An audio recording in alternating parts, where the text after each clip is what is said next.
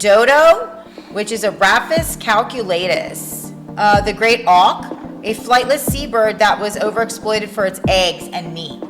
So that was probably like a penguin. Our ancestors ate on average 1,500 to 1,800 different types of foods, and today we only eat 18 to 20 varieties of food. This is the cause of our huge biodiversity loss. Welcome to Food Farmacy, where we assess food as medicine. I'm your host, Sarah Sloan, certified NTP, and this is my charming and funny co-host, uncertified Brian Adams. This show is sponsored by localfooddirect.com, where you can finally find quality local farm products that ship for free direct from the farm to your door. If you're a farmer or a producer of quality local products in the U.S.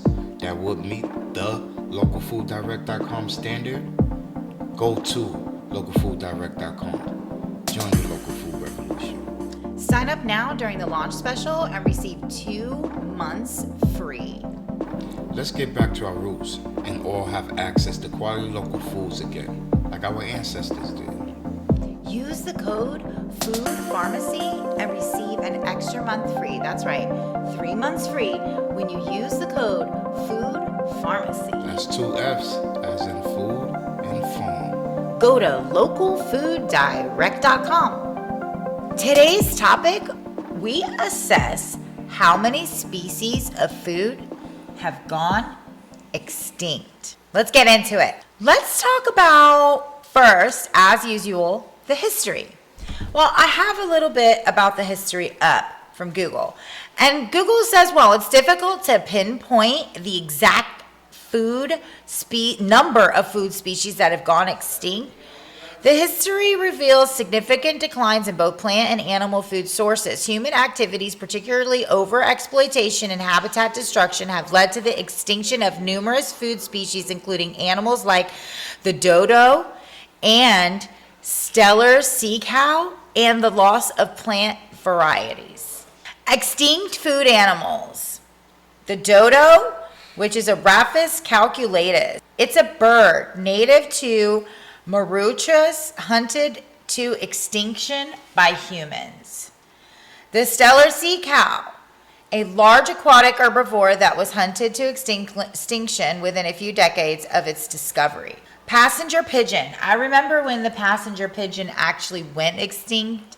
I think if I remember correctly, it was like in the 90s when I was younger. And I remember the big talk about the passenger pigeon, and it was going extinct, and then it just went extinct. So it was kind of scary. It's almost like they were trying to save it, and then before you knew it, like seemed like only months, and it was gone before anyone could save it. Scary, right? A wild ancestor of the domestic cattle, hunted to extinction in Europe. The great auk, a flightless seabird that was overexploited for its eggs and meat. So that was probably like a penguin, right? Because it was a flightless. So the declines in plant varieties. Seed varieties. Over 80 years, many seed varieties have been lost, with examples including cabbage, radishes, and tomatoes. National Geographic infographic. This infographic shows a drastic reduction in the number of seed varieties, about 93% lost in the past 80 years. So 93%. Oh, yeah, it was a penguin. Yeah, that was the auk. Over the past 80 years, 93% of our seed varieties have been lost. So then there were some other species that we won't get into that were extinct. Several foods. So this is a little bit about the facts. Several foods have gone extinct due to the factors like human consumption, habitat loss, and unsustainable practices leading to culinary extinction.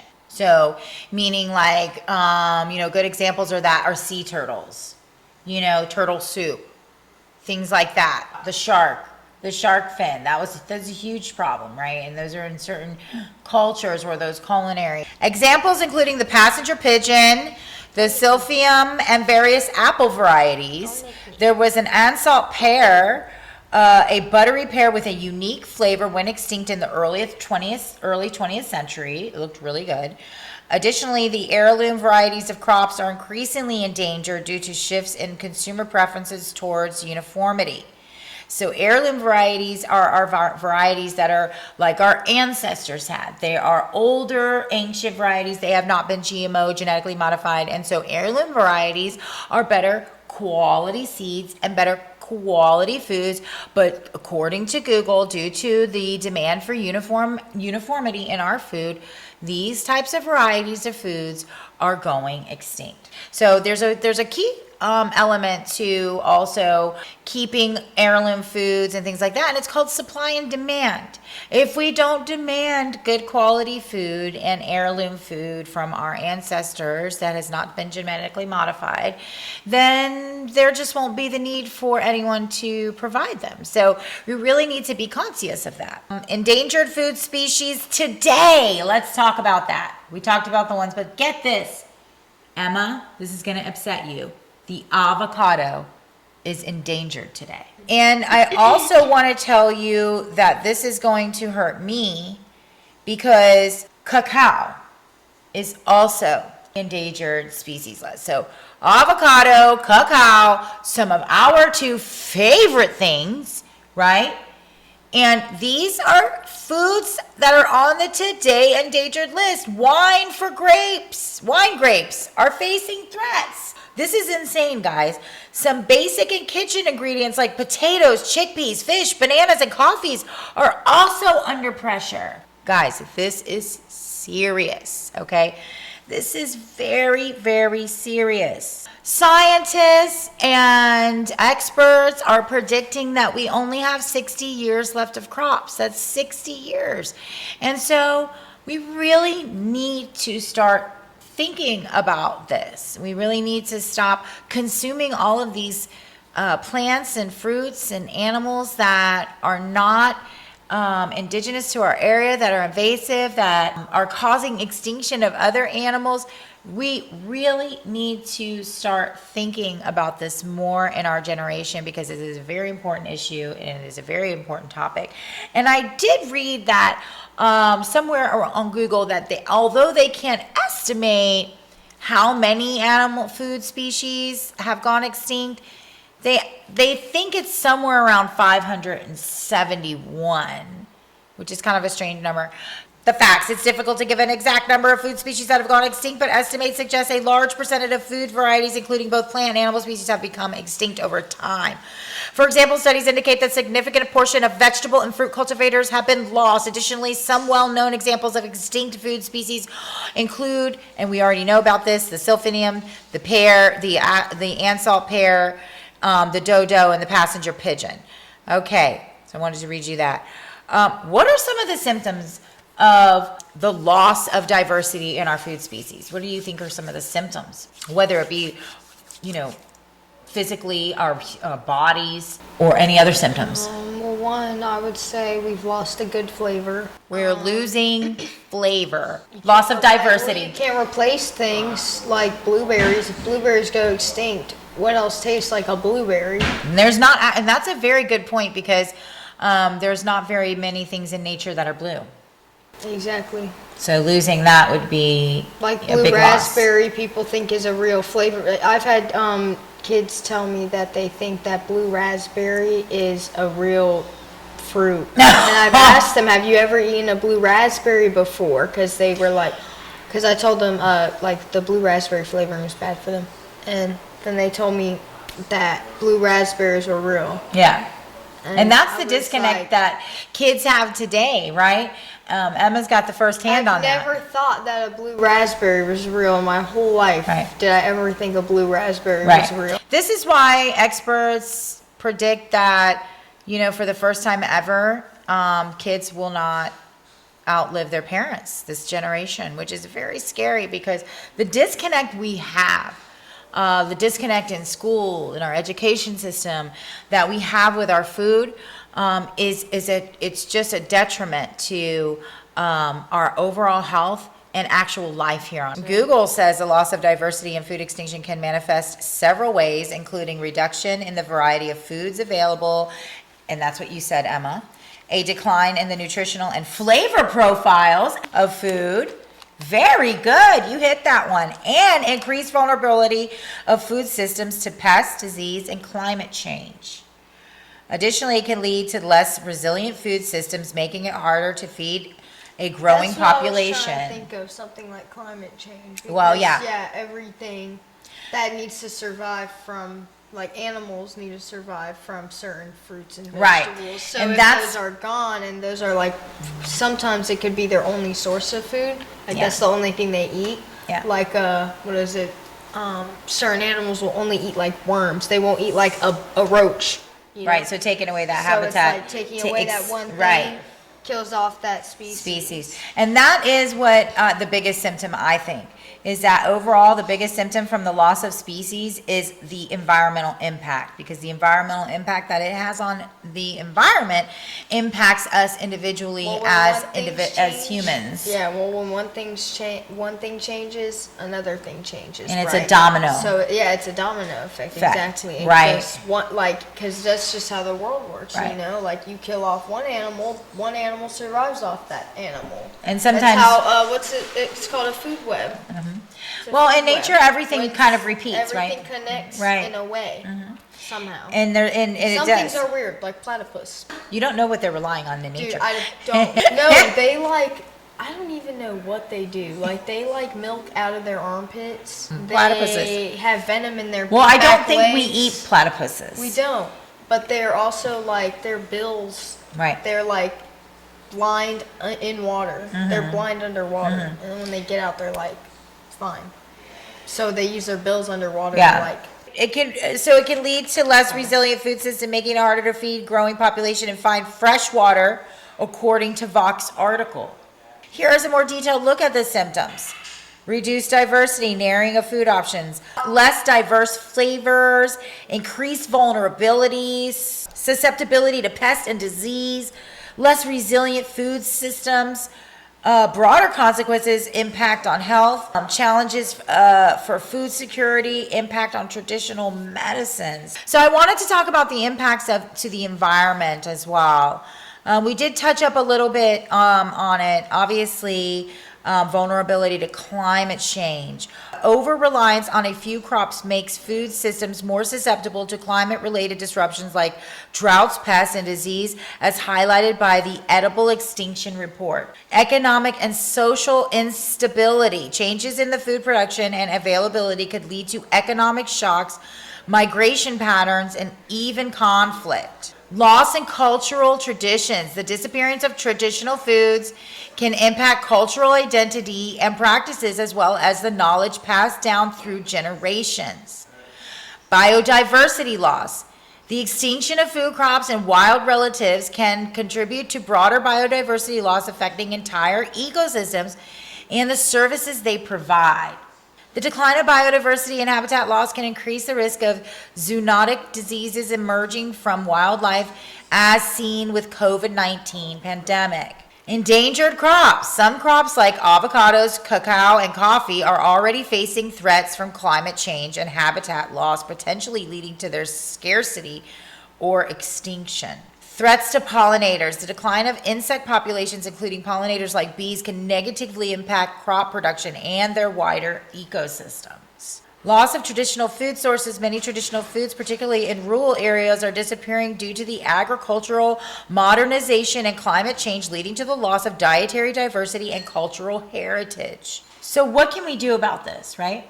Those are the symptoms. Those are the symptoms that can happen to us, right? We lose as our bio-individualities. Our symptoms could be the loss of all the diverse needs that we need, nutrients in food, right? The loss of the nutrients in the food themselves, right? Because of the biodiversity loss. Our ancestors ate on average 1,500 to 1,800 different types of foods, and today we only eat 18 to 20 varieties of food. This is the cause of our huge biodiversity loss. This is the effect, I should say, of our huge biodiversity loss. The cause was that we've lost all of these food species, and the effect is that we now eat about 5% of the variety and diversity that our ancestors ate only 100 to 200 years ago. And we've been in existence for arguably hundreds of thousands and maybe millions of years. Who knows, right? Arguably, right? What are we doing, and how do we fix this problem that has happened and occurred in just a short span of time over the thousands of years of history. What's the recommendation? So my recommendations are support farmers that contribute to regenerative farming. You can find regenerative farming labels on your meats and vegetables and your farm foods. You can also just support local farms, buying local meats from your local farmers, buying local vegetables, local fruits. Support your local farmers. And coming soon, you will be able to do that very support at localfooddirect.com, where you can finally find quality local farm products all throughout the U.S., where you can connect with local farmers in your area and abroad nationwide and get quality local food without pesticides, dyes, and all of those things delivered direct to your door at localfooddirect.com. Grow food. Get a hold of seeds, heirloom seeds, order seeds, buy seeds. Look for seeds that are going extinct. Avocados are great. Grow avocado trees in your backyard. Grow food. You can grow food now anywhere, anyhow, inside, indoors. There's so many ways to grow food nowadays. You can put a tower in your apartment. You can convert a truck box into a greenhouse. We've seen some great guys on TikTok that are converting box trucks into food trucks and that they actually grow food in, right? And so there's so many ways to grow food and contribute to growing food. Even if you live in a subdivision or a neighborhood and you just have a small lot, there's so many ways that you can get rid of your grass and go with food. You know, get rid of your lawns, get rid of your ornamental plants, and change them out for edible foods that you can take advantage of, that you can eat, that you can lower your grocery bill, subsidize, eat fresh, and contribute to growing food and the loss of food. Lastly, I wanted to go over Google's recommendations. What does Google recommend? Conserve natural habitats. Protecting existing ecosystems and restoring degraded land is crucial for biodiversity. Limit agricultural expansion. Avoid converting land for agriculture and instead restore native ecosystems and land that is no longer needed for farming. Promote nature-friendly farming. Reduce reliance on chemical inputs. Adopt polycultural farming practices. Practice regenerative agriculture. Reduce food waste throughout the supply chain. Encourage consumption of less perishable foods. Support local and regional food systems. Support organizations that conserve plant and animal genetic diversity. Educate consumers about the importance of food diversity. So these are all the recommendations that we can do. You can do it. I also want to leave you with this last documentary. I would love for you to watch Kiss the Ground. Also, another documentary is Common Ground. We will be doing an entire show on it. This will help you to understand more of biodiversity loss, how it's happening, and how you can contribute to it. Regenerative farming and regenerative soil. Join us next where we assess what you should know about fish. This show is sponsored by localfooddirect.com, where you can finally find quality local farm products that ship for free direct from the farm to your door. If you're a farmer or a producer of quality local products in the U.S. that would meet the localfooddirect.com standard, go to localfooddirect.com. Join the local food revolution. Sign up now during the launch special and receive 2 months free. Let's get back to our roots and all have access to quality local foods again, like our ancestors did. Use the code Food Farmacy and receive an extra month free. That's right, 3 months free when you use the code Food Farmacy. That's 2 F's, as in food and farm. Go to localfooddirect.com.